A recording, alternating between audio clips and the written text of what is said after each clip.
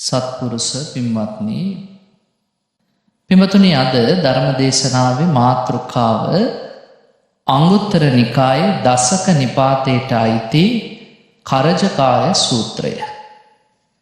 මේ කරජකාය කියන වචනේ යෙදෙන්නේ අපේ ශරීරයටමයි. බලන්නකො බුදුරජාණන් වහන්සේ යොදපු අපූර්ව කරජකාය.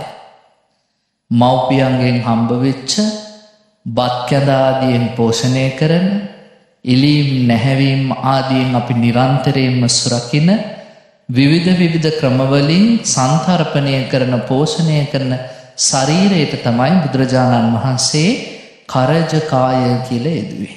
ඉතින් මේ සූත්‍රය ඇතුළට යද්දී ඔයත්තන්ට තේරෙයි භාග්‍යවත් බුදුරජාණන් වහන්සේ ලෝකය පිළිබඳව මොන තරම් දැනීමකින් මේ සූත්‍ර දේශනා කළාද කියලා. පින්වතුනි, සූත්‍රයේ ආරම්භයේදීම බුදුරජාණන් වහන්සේ දේශනා කරනවා නාහම් භික්කවේ සංචේතනිකානං කම්මානං කථානං උපචිතානං අප්පටි සංවිදිත්වා ව්‍යන්ති භාවං අදාමි. මහණෙනි, මම කවදාවත් දේශනා කරන්නේ නැහැ දැන කරන ලද කර්මය විපාක දීමකින් තොරව අවසන් වෙනවාය කියලා. අපි දැන කරන ලද පවා විපාක දෙන්නේ නැතුව ඉවර වෙලා යනවා කියලා මං කවදාවත් කියන්නේ නැහැ කිව්වා. ඇයි පින්වත්නි එහෙම කියන්නේ? අපි දැන පවක් කරොත් ඒකේ විපාකය අපිට අනිවාර්යයෙන්ම ගෙවන්න වෙනවා. ලෞතුරා බුදුරජාණන් වහන්සේ පවා ඇතැම් වෙලාවට බෝධි සම්භාර ධර්ම පුරණ කාලයේදී තෙතනින් එහාට කරන ලද යම් අකුසල කර්ම බුද්ධත්වයට පත් වෙච්ච ආත්ම භාවයේදී විපාක විඳින්න සිද්ධ වුණා. ඔයත් අහලා තියෙනවානේ තථාගතයන් වහන්සේට සුව කරන්න බැරි හිසේ රුදාවක් තිබ්බා. ඊළඟට උන්වහන්සේට සුව කරන්න බැරි කොන්දේ අමාරුවක් තිබ්බා. තථාගතයන් වහන්සේට වේරංජාවේ වස්සසුප කාලේ මාස 3ක් මිනිස්සෙට කන්න බැරි අස්සයන්ට විතරක් ආහාරයට දෙන යව කියන රළු ධාන්‍ය වර්ගයේ ආහාරයට ගන්න සිද්ධ වුණා. ඔය වගේ කර්ම විපාක වලට මුහුණ දෙන්න සිද්ධ වුණා. ඉතින් බුදුරජාණන් වහන්සේ දේශනා කරනවා මේවා විපාක දෙන්නේ නැතුව ඉවර වෙනවාය කියලා කාට හරි දැන කරන ලද පව්වල විපාක කියන්න පුළුවන් නම් ඒක භාග්‍යවතුන් වහන්සේ නම් කවදාවත් කියන්නේ නැහැ කියලා බුදුරජාණන් වහන්සේ දේශනා කරනවා. බුදුරජාණන් වහන්සේ දේශනා කරනවා ඊළඟට මේ කරන ලද පව් එක්කෝ මෙලෝ වශයෙන්, එකට අපි කියනවා දිට්ඨ ධම්ම වේදනීය වශයෙන් මෙලෝදී විපාක සකස් වෙනවා. මොන තරම් තියෙනවද කියලා බලන්නකො. බෞද්ධ සාහිත්‍යය තුළ බණ පොතේ ත්‍රිපිටකේ දිට්ඨ ධම්ම වේදනී ඒ වෙලාවේදී කරපු දේවල් ආත්ම භාවය තුලදීම විපාක සකස් වුණා. බුදුරජාණන් වහන්සේ දේශනා කරන ඕනම වෙලාවක විය හැකි. දැන් භාග්‍යවතුන් වහන්සේ වැඩ ඉන්න කාලේ දඹදිව හිටියා එක මිනිහෙක්, එයාගේ නම නන්ද. මේ නන්ද කියන මිනිසයා ගවයන් මරලයි ජීවත් වුනේ. ඉතින් එයා හැමදාම ගව ඝාතනය සිද්ධ කරනවා. එයාට ආසාවක් තිබ්බා මේ ගවයෙක් මැරුවට පස්සේ ඒ සත්වයාගේ දිව ආහාරයට ගන්න. දවසක් පොය දවසක ගෙදර ගවයෙක් මරන්න ඉතුරු වුණේ නැහැ. විකුණන්න ගෙනාපු මස් පිණිස ගෙනාපු ගවයෙක් ඉතුරු වුණේ නැහැ. හැබැයි මස් ආහාරයට ගිජු වෙලානේ හිටියේ. ඒ පාර මේ මස් රසයට ගිජු වෙච්ච මිනිහා මස් නැතුව ආහාර ගන්න බැරි නිසා මොකද කරේ? ගෙදර ඉන්න මගුල් ගවයා, ඒ කියන්නේ පුද පූජා සඳහා හදාගන්න ගවයා, මේ සත්වයාගේ දිව එළියට ඇදලා කැපුවා. කපලා මස් ව්‍යංජනයක් හදලා ආහාරයට ගන්න යනවා. දැන් දැඩි ගිජුකමින් නෙපින්වත්නි. සමහර වෙලාවට ওই ගිජුකමින් ආහාර ගන්න ගියාම මොකද වෙන්නේ? දිව හැපෙනවා, තොල් හැපෙනවා නේද? මෙයක් බොහෝම ගිජුකමින් දැන් ආහාර ටික ගන්න පළවෙනි කට ආහාරය මුඛය තුළට ගද්දිම මොකද වුනේ? මෙයාගේම දිව මෙයාට වේගයෙන් හැපුණා. ඒ වෙලාවේ තමන්ගේ දිව හැපිච්ච පාරට වෙන් වෙලා බත්පතට වැටුණා. බුදුරජාණන් වහන්සේ දේශනා කරන මහණෙනි, දිට්ඨ ධම්ම වේදනීය. නරක පැත්තට විතරක් නෙමෙයි හොඳ පැත්තට වෙන්නත් පුළුවන්. භාග්‍යවතුන් වහන්සේට මල් පූජා කළ සුමන මාලාකාරය එදාම සිටු තනතුරක් ලැබුවා. මල්ලිකා කොමුපිඩු පූජා කරලා එදා හවස් වෙද්දිම කෝසල රජුරුවන්ගේ අගමහේසිය බවට පත් වුණා. එනිසා දිට්ඨ ධම්ම වේදනීය වශයෙන් හොඳ නරක දෙකම විපාක දෙන්න සකස් වෙන්න පුළුවන්. හැබැයි මේ සූත්‍රයේදී බුදුරජාණන් වහන්සේ කතා කරන්නේ දැන දැන කරන ලද පව් දිට්ඨ ධම්ම වේදනීය වශයෙන් විපාක දෙනවා. ඔයත් වර්තමාන කාලේ බොහෝ කතා පුවත් අහලා ඇති. මම ඔය එක අවස්ථාවකදී කියවුවා අපේ මහාචාර්ය නන්දසේන රත්නපාල මහත්මයාගේ පොතක් මේ ජීවිතේදීම ඵල දෙන කර්මය කියලා. එතුමා පර්යේෂණාත්මකව ලියපු ග්‍රන්ථයක්. ඒකෙදි එතුමා බලනවා ජීවිත කාලය පුරාවටම ඔය සත්තු මරපු, පීඩා කරපු, ඝාතනය කරපු මිනිස්සුන්ගේ ජීවිතය අවසන් වෙන්නේ කොහොමද කියලා. ඒකේ යම් යම් කතාපුවත් මාර්ගයෙන් එතුමා පෙන්නනවා දිට්ඨ ධම්ම වේදනීය වශයෙන් ලැබිච්ච විපාක. එනම් භාග්‍යවතුන් වහන්සේ දේශනා කළ මෙලොවදීම ලැබෙනවා. සමහරුන්ට පින්වත්නි ලැබෙනවලු ඊළඟ භවයේදී උපපජ්ජ වේදනීය. මෙලොවදී කරන්න ලබන පව් මෙලොවදී විපාක දෙන්නේ නැහැ. ඊළඟට ගිහිල්ලා උපදින තැනදී විපාක සකස් වෙනවා. දැන් ඔබ හිතන්නකෝ යම් කිසි කෙනෙක් මෙලොවදී හොඳටම ජීවත් වෙනවා. පන්සිල් ටික රකින්නවා, සිල්වත් ජීවිතයක් ගෙවනවා. හැබැයි යාට හරිය කරදරයි. හැමදාම ලෙඩ වෙනවා. ජීවිතේ ප්‍රශ්න නැගිටින්න අමාරුයි. එයා සමහර වෙලාවට කියනවා මෙච්චර හොඳට ඉන්න අපිටමනේ කරදර. අපි දන්නේ නැහැ පෙර භවයේ මොනවා කළාද කියලා. අන්න බුදුරජාණන් වහන්සේ දේශනා කරන උපපජ්ජ වේදනීය වශයෙන් සමහර අකුසල් වල විපාක සකස් වෙනවා. ඊළඟට තව එකක් තියෙනවා පින්වත්නි අපරාපරිය වේදනීය. උපනුපන් සෑම භවයකදීම නිර්වාණය තෙක් විපාක සකස් වෙනවා. දැන් මොගලන් මහරහතන් වහන්සේට උනේ නිවන් දැක්කා කියලා කර්මය පසුපසින් එන එක අවසන් වුණේ නැහැ නෝ. හැමදාම පස්සෙන් ආවා. ඒ භවයේදීත් විපාක සකස් වුණා. බුදුරජාණන් වහන්සේ දේශනා කරනවා එක දිගටම සිද්ධ වෙනවා. දැන් චිත්ත වීදියක් ගත්තොත් චිත්ත වීදියක ජවන් සිත් 7ක් යෙදෙනවා. මේ ජවන් සිත් 7න් පළවෙනි සිතත් එක්ක කර්මය සම්බන්ධ වීමේදී පින්වත්නි අපි කියනවා දිට්ඨ ධම්ම වේදනීයයි. ජවන් සිතක මේ 7 වෙනි ජවන් සිතේ දුනොත් චිත්ත වීදියක අපි කියනවා ඒකට උපපජ්ජ වේදනීයයි ඊළඟ භවයේ. එකත් 7ත් අතරේ තියෙන ඉතුරු සිත් පහේ දුනොත් අපි කියනවා අපරාපරිය වේදනීයයි උපනුපන් සෑම භවයකදීම. ඉතින් භාග්‍යවත් බුදුරජාණන් වහන්සේ දේශනා කරන මහණෙනි මේ කුමන ආකාරයකින් හෝ කර්මය විපාක දෙනවාමයි දැන දැන පව් කරලා කවදාවත් එයාට පව් විපාක දීමකින් තොරව පව අවසන් වෙන්නේ නැහැ. අනිවාර්යෙන් එනවා. අපි සමහර වෙලාවට මිනිස්සුන්ට කියනවා කලබල වෙන්න එපා කර්මය වැඩේ කරලා දෙයි. අපිට ඕන වෙලාවට නොකරට පින්වත්නි කවදා හරි මේ කර්මයේ විපාක සකස් වෙනවද නැද්ද? විපාක සකස් වෙනවා. බුදුහාඳුර ඒකයි කිව්වේ දෝපු ගමන් කිරි ටික මිදෙන්න යන්නේ නැහැ. ඒකට කාලයක් යනවා. බලාගෙන ඉන්න ඕනේ. බලාගෙන හිටියාම තේරෙනවා මේ කර්මය විසින් ලබා දෙන දෙයක් කියලා. හැබැයි මිනිස්සු ඒ විපාක ලැබෙද්දි කියනවා ඇයි මටම උනේ? මෙච්චර මිනිස්සු ඉදිද්දි ඇයි මටම උනේ? ඇයි අපිටම මෙහෙම වෙන්නේ? මිනිස්සු හිතන්නේ නැහැ කවදාවත් මේ මං කරගත්ත දේවල්. ඔයත් හොඳට මතක තියාගන්න අපේ ක්‍රියාව විසින් තමයි දැන් අපිට ලැබිලා තියෙන හැඩය තීරණය කරලා තියෙන්නේ. අපේ ක්‍රියාව විසින් තමයි දැන් අපිට ලැබිලා තියෙන වර්ණය තීරණය කරලා තියෙන්නේ.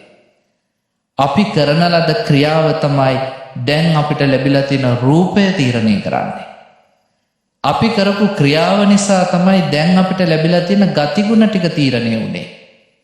අපි කරන ලද ක්‍රියා නිසා තමයි අපේ මේ දැන් ලැබිලා තියෙන හඬ තීරණය වුනේ. අපි සංසාරේ කරන ලද ක්‍රියා නිසා තමයි දැන් අපිට ලැබිලා තියෙන සෞඛ්‍ය තීරණය වුනේ. කොච්චර ලෙඩ හැදෙනවද, කොච්චර නිරෝගීද, මේවා කවුරුත් කරපු ඒවා නෙමෙයිනේ. අපි සංසාරේ කරන ලද ක්‍රියා නිසා තීරණය වෙච්ච දේවල්. හැබැයි අපි ලෙඩ වෙද්දි කල්පනා කරනවා මෙච්චර හොඳට හිටපු අපිටමයි ලෙඩ උනේ. කවුරු හරි හුනියමක් කරලාද දන්නේ නැහැ.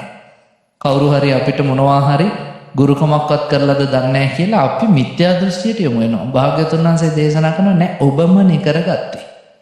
ඇයි අනිත් අයට දොස් කියන්නේ? ඔබ විසින් කරන ලද ක්‍රියාව මතින්ම තමයි ඔබ ඉරණම නිර්මාණය කරගත්තේ. එනිසා මේ සෑම දෙයක්ම තමන් විසින් කරන ලද දේ. එහෙනම් බුදුහාමුදුරුවෝ දේශනා කරනවා මේ සියල්ලටම මුල් වෙන්නේ මොකද්ද? චේතනාව, සිත. අපි කරජකාය කියලා කිව්වට මේ සූත්‍රය මේක කයට වැඩිය සිත ගැන කතා කරන සූත්‍රයක්. මොකද පින්වත්නි කයෙන් කරන ඒවට නෙමෙයිනේ බුදුහාමුදුරුවෝ කර්ම කිව්වේ. සිතින් හිතලා කරන දේවල් වලට. චේතනාහම් භික්කවේ කම්මං වදාමි. මහණෙනි මම කර්ම කියන්නේ චේතනාවටමයි. සිතින් සිතලා තමයි යම්කිසි කෙනෙක් ක්‍රියාවන්ට එළඹෙන්නේ. ඒ නිසා මේ ධහම පින්වත්නි හරීම අසිරිමත්. මොකද බුදුරජාණන් වහන්සේ ආවට ගියාට කරුණ පැහැදිලි කරපු කෙනෙක් නෙමෙයි. ඒ නිසා උන්වහන්සේ දේශනා කරනවා කවදාවත් කරන ලද පව් වලින් එහෙම ගැලවෙන්න පුළුවන් මිනිස්සේ නැත්, විපාක දෙනවාමයි. හැබැයි මිනිස්සුන්ට තියෙන එක අවස්ථාවක්. තමන් කරපු පව් වල සැර ටිකක් බාල කරගන්න පුළුවන් ක්‍රමවේදයක්. ඔන්න බුදුරජාණන් වහන්සේ කරජකාය සූත්‍රයේදී නැවතත් දේශනා කරනවා. මහණෙනි යම්කිසි ආර්ය ශ්‍රාවකයෙක්, ආර්ය ශ්‍රාවකයා කියන්නේ තථාගතයන් වහන්සේගේ ධර්මය අවබෝධ කරගත යුතුයි කියන අවබෝධයෙන් ඉන්න කෙනා. සෝවාන් මාර්ගයේ සෝවාන් ඵලයේ, සකෘදාගාමී මාර්ගයේ සකෘදාගාමී ඵලයේ, අනාගාමී මාර්ගයේ අනාගාමී ඵලයේ, ඊළඟට මහරහත් මාර්ගයේ මහරහත් ඵලයේ, එහෙම ගමන් කරන අයට කියනවා අපි ආර්ය ශ්‍රාවකයා. එයා කර්මයේ කර්මඵලයේ පිළිබඳ විශ්වාස කරනවා. පටිච්ච සමුප්පාදය පිළිබඳ අවබෝධයක් තියෙනවා. එයාට මේ ලෝක විශ්ය ගැන අවබෝධයක් තියෙනවා. එයා ජීවිතේ හැමතිස්සෙම ධර්මයේ මෙනෙහි කළ යුතුයි කියන තැන ඉන්නවා.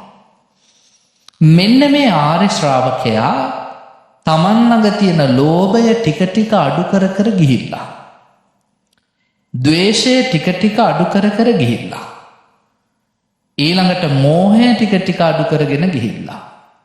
අපි දැඩි ලෝභයට කියන අවිද්‍යාව කියලා.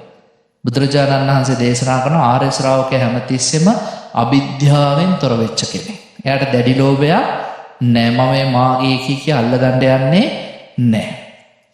ඊළඟට එයා ව්‍යාපාදයෙන් වෙන් වෙච්ච කෙනෙක්. අනුන් නැසීමේ සිත දැඩි වෛරයකින් නෙමෙයි ඉන්නේ. දැන් අද සමාජයේ ගොඩක් අය එහෙමනේ කේන්තියකින් ඉන්නේ. ඇඟේ හැප්පුණත් තව කෙනෙක්ට ගහනවා කියන මට්ටමින් තමයි ඉන්නේ. අහවලා මාසත් දේ පැහැරගත්තා, මට බැන්නා, මට ඉරිසියා කරා, මගේ දේවල් කඩා වඩා ගත්තා. ඒ නිසා මමත් ඔහුට වගේම දේවල් කරනවා. හැබැයි ආර්ය ශ්‍රාවකයා එහෙම නෑ. එයා ව්‍යාපාදයෙන් අයින් වෙලා ඉන්නේ. ඊළඟට එයා හැමතිස්සෙම මෝහ සහගත සිතුවිලි වලින් ඈත් වෙලා ඉන්නේ. භාග්‍යවතුන් වහන්සේ දේශනා කරනවා ඒ විතරක් නෙමෙයි, එයා හැමතිස්සෙම සම්පජානය ඇති කරගෙන ඉන්නේ. සිහිය පිහිටවලා තමන්ගේ ඉරියව් ගැන, කයේ පැවැත්ම පිළිබඳව සිහියෙන් යුක්තවයි ඉන්නේ. දැන් මේ ලෝභකම්, ද්වේෂකම්, මෝහකම් අතෑර එයා සිහිය පිහිටුවාගෙන සමාධියට හිත නැඹුරු කර කර ඉන්න ගමන් එයාට පුළුවන්කමක් ලැබෙනවා පින්වත්නි මෛත්‍රියට සිත යොමු කරන්න. ආන්න කමටහන. මෛත්‍රී චේතෝ විමුක්තියට එයා සිත නැඹුරු කරනවා. භාග්‍යවතුන් වහන්සේ දේශනා කරනවා එයා අර සමාධිය තුලින්, එහෙම නැත්නම් එයාගේ සිහිය තුලින් පළමු දිසාවේ සියලු සත්වයෝ සුවපත් වේවා. ඊළඟට එයා කල්පනා කරනවා දෙවන දිසාවේ සියලු සත්වයෝ, තුන්වන දිසාවේ සියලු සත්වයෝ, හතරවන දිසාවේ සියලු සත්වයෝ. දැන් අද කාලේ හැටියට කිව්වොත් නම් උතුර, නැගෙනහිර, දකුණ, බටහිර. ඊළඟට බුදුරජාණන් වහන්සේ නැවතත් දේශනා කරනවා පළවෙනි අනුදිසාවේ. පළවෙනි අනුදිසාව කියන්නේ අර උතුරයි නැගෙනහිරයි අතරත් එකක් තියෙනවා. මේකට අපි ඊශාන කියලා කියනවා. දෙවන අනුදිසාව ගිනි කොන, තුන්වන අනුදිසාව නිරිත, හතරවන අනුදිසාව වයඹ. දැන් කීයද දිසා? 8. හැබැයි බුදුහාමුදුරුවෝ කියන්නේ නෑ උතුර, දකුණ, නැගෙනහිර, බටහිර කියලා. උන්වහන්සේ හැම සූත්‍රයකදීම කියන්නේ උතුර දකුණ කියලා නෙමෙයි, පළවෙනි දිසාව, දෙවෙනි දිසාව. පළවෙනි අනුදිසාව දෙවනි අනුදිසාව. ඔයත්තන්ට හිතන්න පුළුවන්ද ඇයි එහෙම කිව්වේ කියලා. දැන් භාවනා කරන යෝගාවචරයා කමටහන් අරගෙන කැලේට ගිහාම ඒ ඇත්තට හොයාගන්න පුළුවන් උතුර කොහෙද දකුණ කොහෙද කියලා. එහෙම හොයන්න බෑ, හරි අමාරුයි. ඒ කාලේ මාලිමාත් නැහැනේ. ගිහිල්ලා අල්ලගෙන මේක තමයි උතුර, මේ පැත්තට ඉඳ ගන්න ඕනේ. දැන් නැගෙනහිර පැත්තේ සියලු සත්ත්වෝ එහෙම කියලා නෙමෙයි.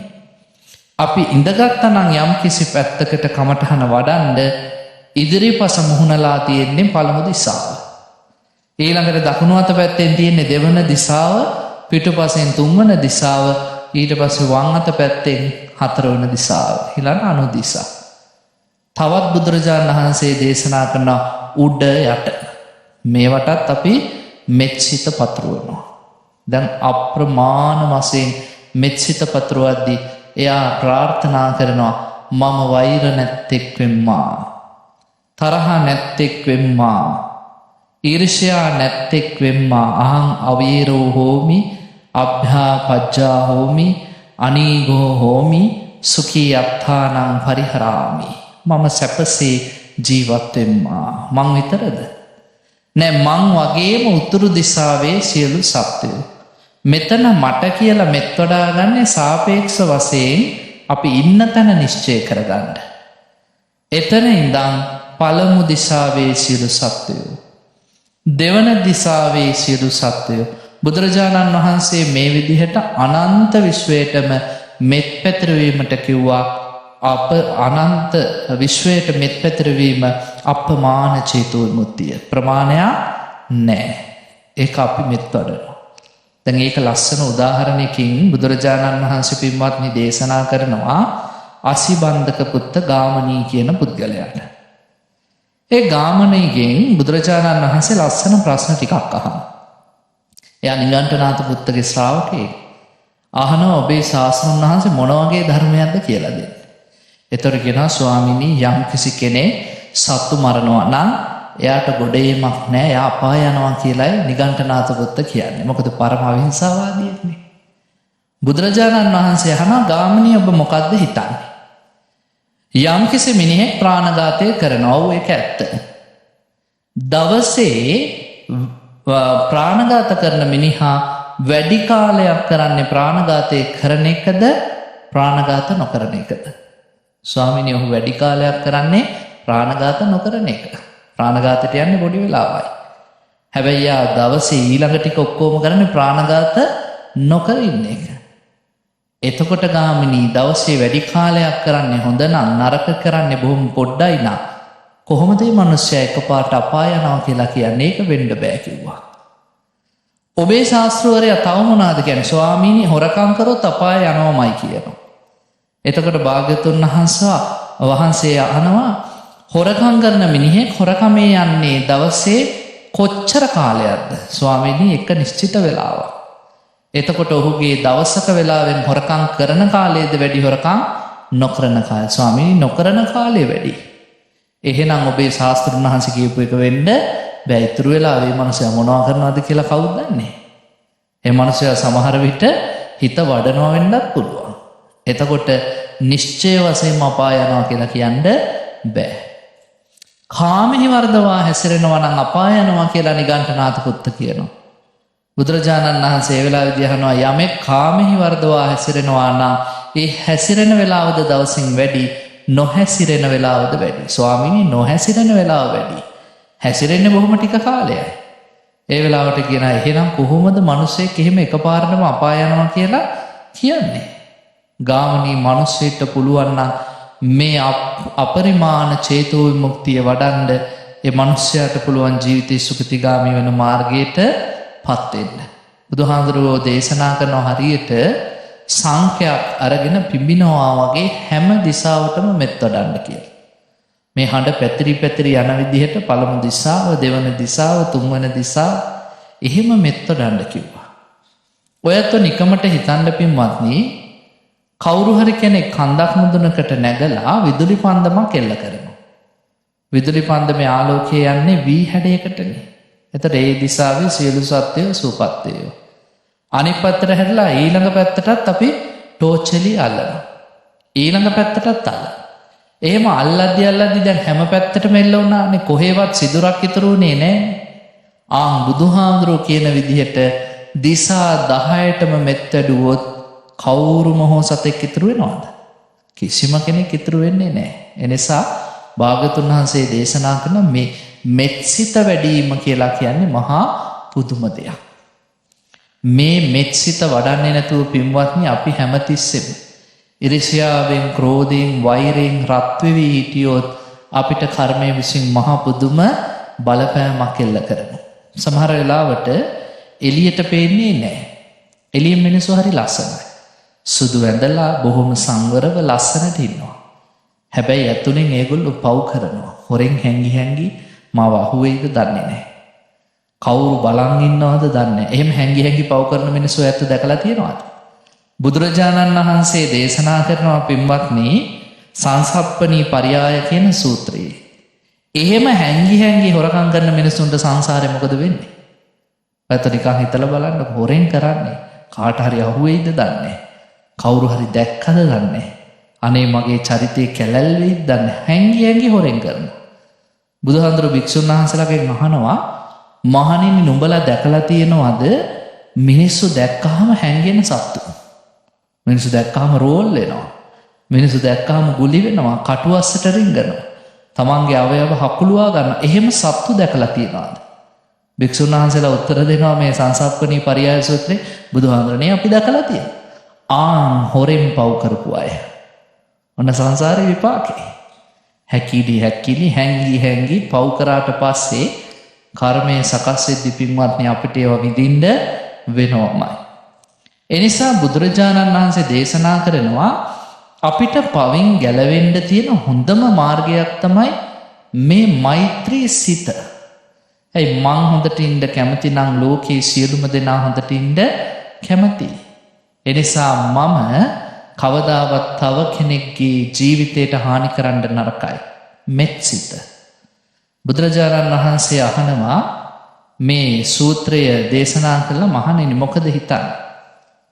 යම්කිසි ලදරුවෙක් පුංචි කාලේ ඉඳන් මෙන්න මේ කියපු මෛත්‍රී සිත පුරුදු පුහුණු කරනවා නම් ඔහුගේ අතින් පවක් සිද්ධ වෙයිද? අනේ ස්වාමීනි එහෙම මෛත්‍රී වඩනවා නම් එයාගේ අතින් පවක් සිද්ධ වෙන්නේ නැහැ.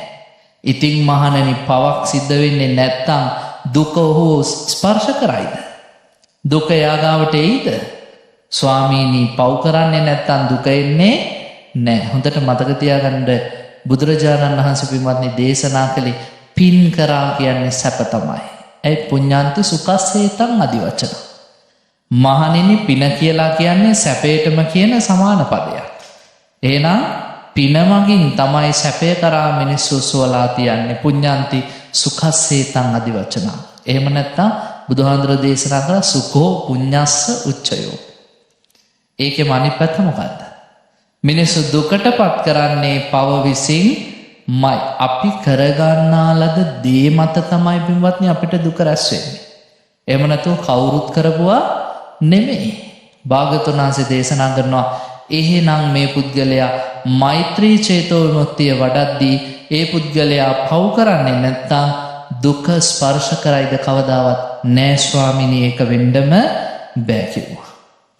ඒ වෙලාවේදී පින්වත්නි බුදුරජාණන් වහන්සේ දේශනා කරනවා මහණෙනි මේ ලෝකේ ස්ත්‍රියක් වේවා පුරුෂයෙක් වේවා මේ මෛත්‍රී චේතෝ විමුක්තිය වඩන්න ඕනේ. මෙත්සිත පුරුදු කරන්න ඕනේ. එතකොට ඒ පුද්ගලයාට මෙලොව සැනසීමෙන් ඉන්නත් පුළුවන්, පරලොව ගෙනියන්න පුළුවන් දේකුත් තියෙනවා. එයා නොදැනීම ටික මේ ලෝකෙ කෙලෙස් යටපත් කර ගිහිල්ලා අවසානයේදී මොකද වෙන්නේ? එයාට පුළුවන් නිර්වාණ මාර්ගයට එළඹෙන්න. මෛත්‍රී චේතෝ විමුක්තිය පුරුදු පුහුණු කරන මනුස්සයට පුළුවන් ධ්‍යාන වැඩි දියුණු කරන්න. මේ කාමාවචර භවයන්ගෙන් ඉවත් වෙලා රූපාවචර ලෝක දක්වා හිත දියුණු කරන්න, එතනනුත් එහාට අරූපාවචර මේ බඹතලවලට පවා යන්න පුළුවන් කියලා බුදුරජාණන් වහන්සේ විස්තර කරනවා.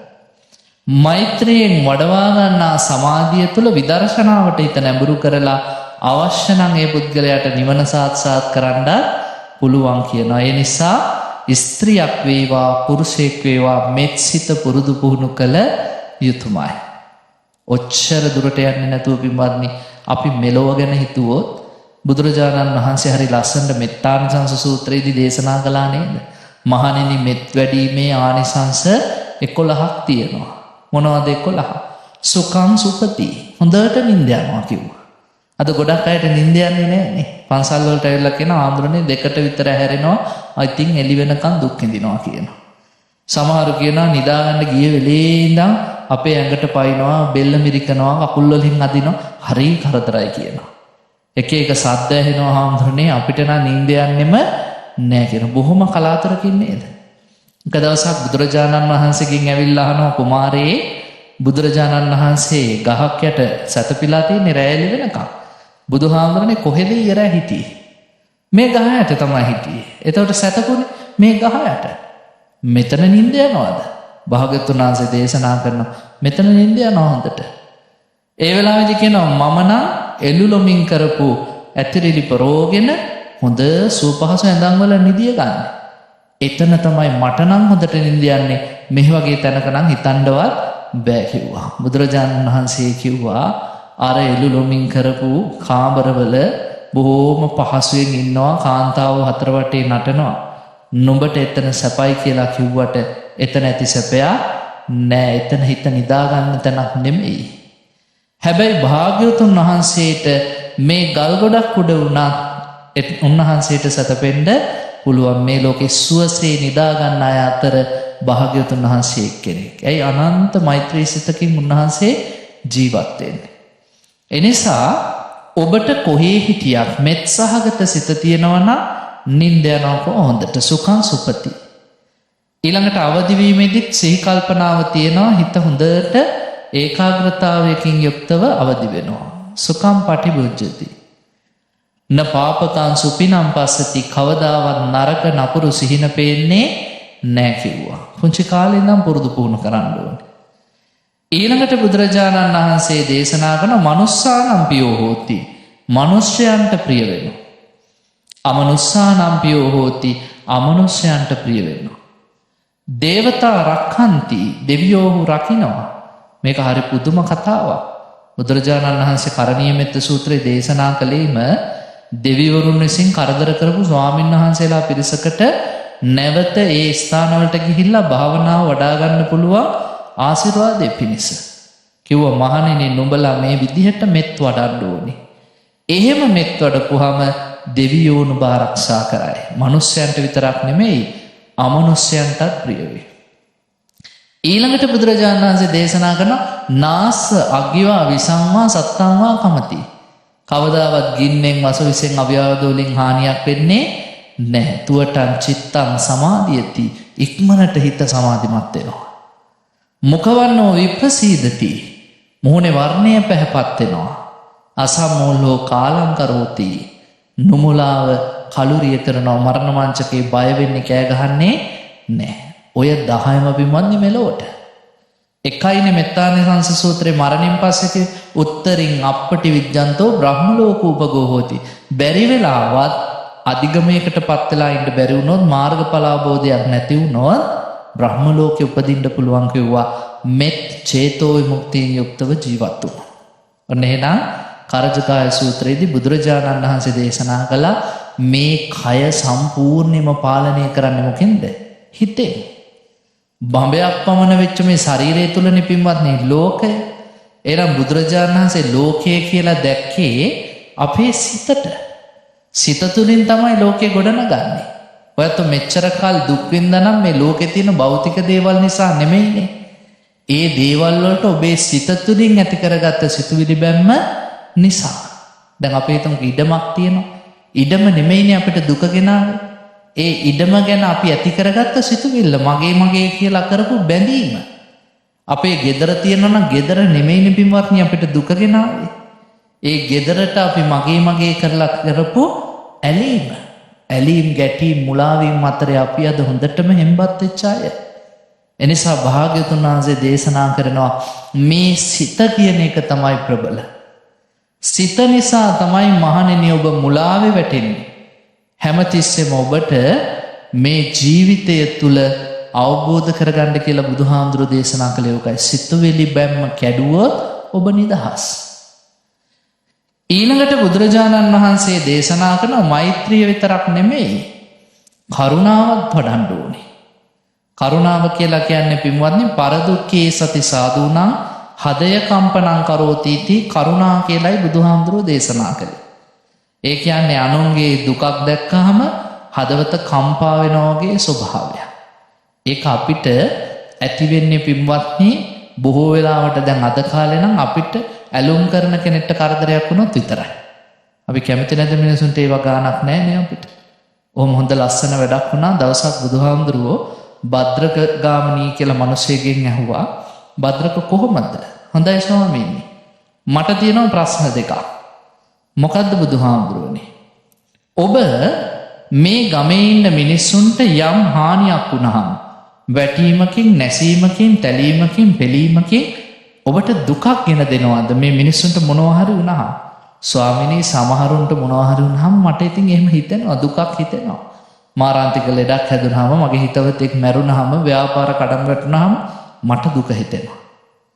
භද්‍රක මේ ගමේ ඉන්නවද එතකොට වැටුණත් නැසුණත් පෙළුණත් විනාශ වුණත් නුඹට දුකක් හිතෙන්නේ නැති අය ස්වාමීනි අපෝ ඕන තරම් ඉන්නවා. ඔය අපි කටටාවට සමහර වෙලාවට කියන්නේ උන්ට හෙන ගැහුවත් මට වැඩක් නැහැ කියලා. ආන් එහෙම ඉන්නවා බුදුහාමුදුරනේ ඕන තරම් කිව්වා.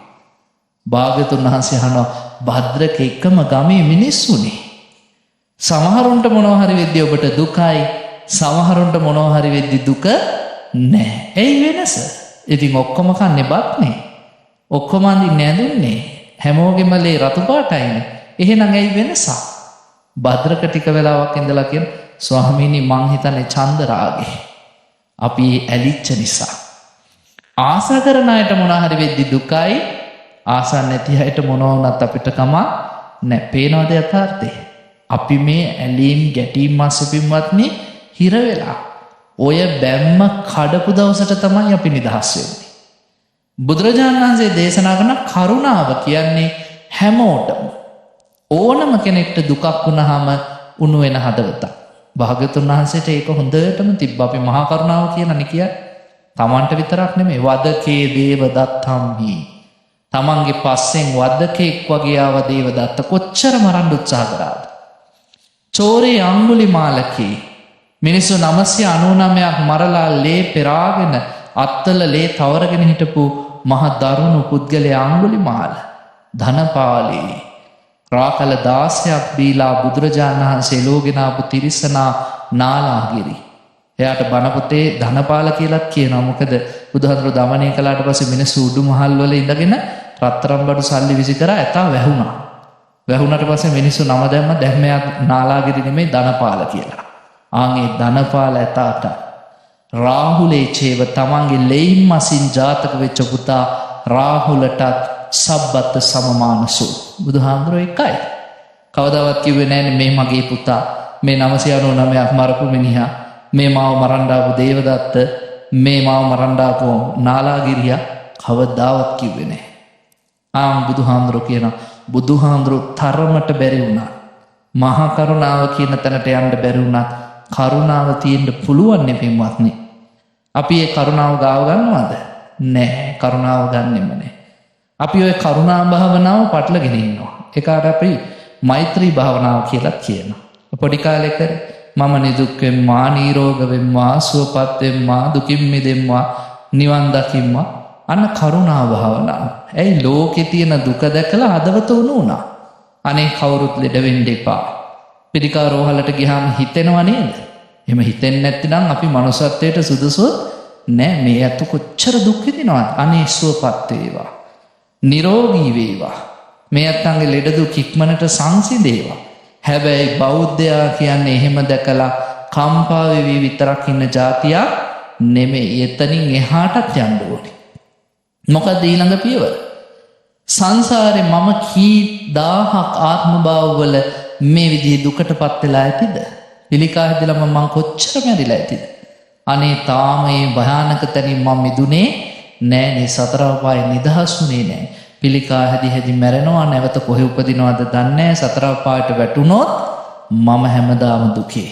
එනිසා මේ ජාති ජරා ව්‍යාධි මරණ ශෝක පරිදේව දුක්ඛ දෝමනස්ස නැති තැනකට මං යන්න ඕනේ. අන්න අවබෝධයට එනවා. ඒකයි මං කිව්වේ බෞද්ධයා කියන්නේ කම්පා වෙවි ඉන්න කෙනා නෙමෙයි. එතනිනුත් එහාට අවබෝධය කරා සිත ගෙනියන කෙනා. දැන් හදිසියේ ගම් වතුරක් ආපුවම සුනාමියක් ආවම අපි උදව් කරන්න ඕනේ. ප්‍රජා සත්කාර කරන්න ඕනේ. මනුසත් ක්‍රියාවන් කරන්න ඕනේ. ඒවා කර කර අනුන්ට උදව් කරද්දි පින්වත්නි අපිට එන්න ඕනේ අවබෝධය. මම කී සැරයක් මේ විදිහේ ගම් වතුර වලට යට වෙලා ඇද්ද? කීපාර මමත් අනාථ නිවාස වල ඉන්න ඇද්ද? මගේ ජීවිතේ මේ ගම් වතුර නිසා කී දාහක් සංසාරේ අනාථ වෙලා ඇද්ද? අපි එච්චර මෙරි එන සංසාර ගමන. සමහරුන්ට ඕක තේරෙන්නේ නැහැ. ඒගොල්ලෝ ඉතින් ගෙනල්ලා ඇඳුම් ටිකක් දීලා හිතනවා දැන් ඉතින් පරලෝකෙ ගියත් අපිට ඇඳුම් හම්බ වෙයි කියලා. ඔච්චරයි අවබෝධය. බුදුරජාණන් වහන්සේ දේශනා කරන අවබෝධයට එන්න. මහණෙනි කරුණාව පුංචි කාලේ ඉඳන් ලදරු මට්ටමේ ඉඳන් යම්කිසි කෙනෙක් පුරුදු පුහුණු කරනවා නම් එයාගේ අතින් පව් සිද්ධ වෙයිද? ස්වාමීනි පව් සිද්ධ වෙන්නේ නෑ. එයාගේ හදවත උණු වෙනවා. එයා භයානක දේවල් කරන්න යන්නේ නෑ. සතෙක් දැක්කත් මරන්න හිතෙන්නේ නෑ. කරුණාව තියෙනවා. අනුන්ගේ දෙයක් හොරකම් කරන්න හිතෙන්නේ නෑ. පර පුරුෂ සේවනය පර ස්ත්‍රී සේවනය කරන්න හිතෙන්නේ නෑ. අනේ මම නිසා මේ පවුල කැඩෙයි, මන් නිසා මේ දරුවන්ට යන්නේමක් නැතිවේ.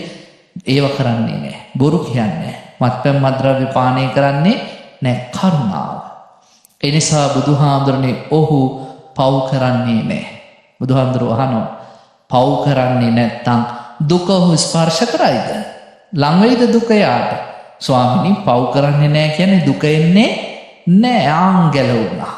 එහෙනම් කරුණා චේතෝ විමුක්තිය වඩනවා නම් එතනක් තියෙනවා ආරක්ෂාව. ඊළඟට බුදුරජාණන් වහන්සේ දේශනා කරනවා මහණෙනි යම් කිසි කෙනෙක් මුදිතාව වඩනවා. අනුන්ගේ දියුණුව දැකලා සතුටු වෙනවා. අද කාලේ නම් බලාගෙන ඉන්න බැරි මේක නේද? මිනිස්සු දියුණු වෙද්දී අපිට ඇහි කටු අයිනවා වගේ. අපි ඉතින් මොනවා හරි කරලා කකුලෙන් අදින්න බලනවා. ඉතින් අපි දියුණු වෙනවට පින්වත්නි හරීම අකමැති જાතියක්. හැබැයි බුදුරජාණන් වහන්සේ දේශනා කරනවා එහෙම නැතුව මුදිතාව පතුරවන්න. මහණෙනි අනුන්ගේ දුක දැකලා සතුට වෙනවා, මේ අනුන්ගේ දියුණුව දැකලා සතුට වෙනවා නම් මුදිතාව තියෙනවා නම් එයා පව් කරයිද? ස්වාමිනී පව් කරන්නේ නැහැ. පව් කරන්නේ නැත්තම් දුක හොව ස්පර්ශ කරනවද? නෑ ස්වාමිනී කරන්නේ. එහෙනම් මේ මුදිතාවත් වඩන්න ඕනේ. හතරවෙනි එක කිව්වා උපේක්ෂාව. අපි කිසි මාන්තයකට යන්නේ නැතුව මධ්‍යස්ථව ක්‍රියා කරනවා. දැන් බලන්න අඟුලිමාල ස්වාමීන් වහන්සේ. උන්වහන්සේ දවසක් වැඩම කරද්දී පිණ්ඩපාතේ අර අම්මා කෙනෙක් ප්‍රසූත වේදනාවෙන් කෑ ගහනවා. ස්වාමීනි අපි මොනවද කරන්නේ? බුදුරජාණන් වහන්සේගෙන් අහපුවම කිව්වා අඟුලිමාල සත්‍යක්‍රියා කරන්න. මම දැන කිසිම සතෙක් මැරුවේ නැහැ. අනේ ස්වාමීනි මට බෑ. මගේ මේ අත්වල ලේ තැවරිලා දහස් ගාණක් මිනිස්සු මම මරලා. මං කොහොමද කරන්නේ? නෑ අඟුලිමාල. ඔබ සත්‍යක්‍රියා කළ යුත්තේ ආර්ය ජාති ඉපදිච්ච දවසේ ඉඳලා ආරයන් වහන්සේ නමක් බවට පත්වෙච්ච දවසේ ඉඳලා. සත්‍යක්‍රියා කරන්න ගියා. යතෝ හම් භගිනී අරියාය ජාතියා ජාතෝ නාබිජානාමි සංචිච්චපාන ජීවිතා ඕරෝපේතා තේන සච්චේ සොත්ති තේ හෝතු සොත්ති ගබ්බස්ස. නංගී මම ආර්ය ජාති ඉපදිච්ච දවසේ ඉඳන් දැන කිසිම සතෙක් මැරුවේ නැහැ. ඒ සත්‍යානුභාවයෙන් සුවපත්ය. අනේ දරුවා බිහි වුණානේ. ඔයත් අදටත් ඉන්දියාවේ යන්න අඟුලිමාල හාමුදුරු මේ සත්‍යක්‍රියාව කළා. අර දරුවා බිහි වෙච්ච තැන උන්වහන්සේ වැඩ හිටපු ගල අදටත් වන්දනා කරනවා. ඉන්දියාවේ දරුවෝ නැති මිනිස්සු ඇවිල්ලා මේ ගල හොදලා වතුර අරන් යනවා. ඒ වතුර බිව්වහම දරුවෝ සම්පත් ලැබෙනවා කියලා විශ්වාසය අදටත් තියෙනවා. බලන්න ආරයන් වහන්සේලාගේ ගුණය. උන්වහන්සේ මහපාරේ වඩිද්දි මිනිස්සු ගල් ගැහුවා.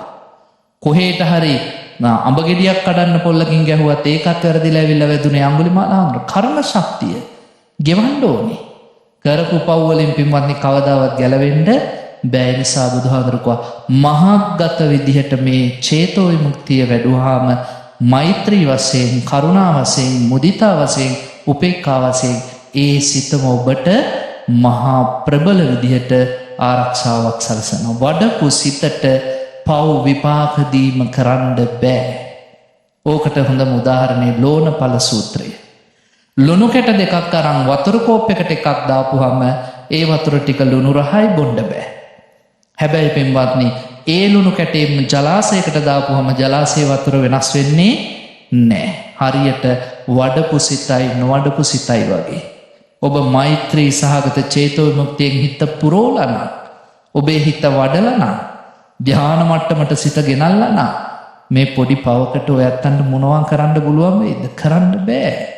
එනිසා භාග්‍යවත් බුදුරජාණන් වහන්සේ මේ කරජකාය සූත්‍රයේදී දේශනා කරනවා, මහණෙනි පුළුවන් තරම් මිනිසුන්ට කියන්න මේ රාග සිතෙන් අයින් වෙන්න, ලෝභයෙන් අයින් වෙන්න, ද්වේෂයෙන් අයින් වෙන්න, මෝහයෙන් අයින් වෙන්න, සිහිය පිහිටවන්න, සමාධිමත් වෙන්න. ඒ අතරතුර මෛත්‍රී චේතෝ විමුක්තියෙන්, කරුණා චේතෝ විමුක්තියෙන්, මුදිතා චේතෝ විමුක්තියෙන්, උපේක්ඛා චේතෝ විමුක්තියෙන් ඔබේ ජීවිත බබළුවා ගන්න. එයම නිවන පිණිස උපකාර වෙයි කියලා. ඉතින් බුදුරජාණන් වහන්සේ පින්වත්නි මේ සූත්‍රය දේශනා කරලා අවසානයේදී කියනවා, එහෙම සමාධිය තුලින් මේ කියන කරුණු නිරන්තරයෙන් වඩන පුද්ගලයාගේ මෙලොවත් ලස්සනයි, පරලොවත් ලස්සනයි. ඔහු ටික ටික අරහත්ත්වය සාක්ෂාත් කරන මාර්ගයට පිළිපන් පුද්ගලයෙක් බවට පත් වෙනවා කියලා. ඒ අමා මහ නිවන සාක්ෂාත් කර ගන්නට මේ අහපු බණත් උපනිශ්‍රේම වේවා කියලා සාදු කියලා ප්‍රාර්ථනා කරන්න.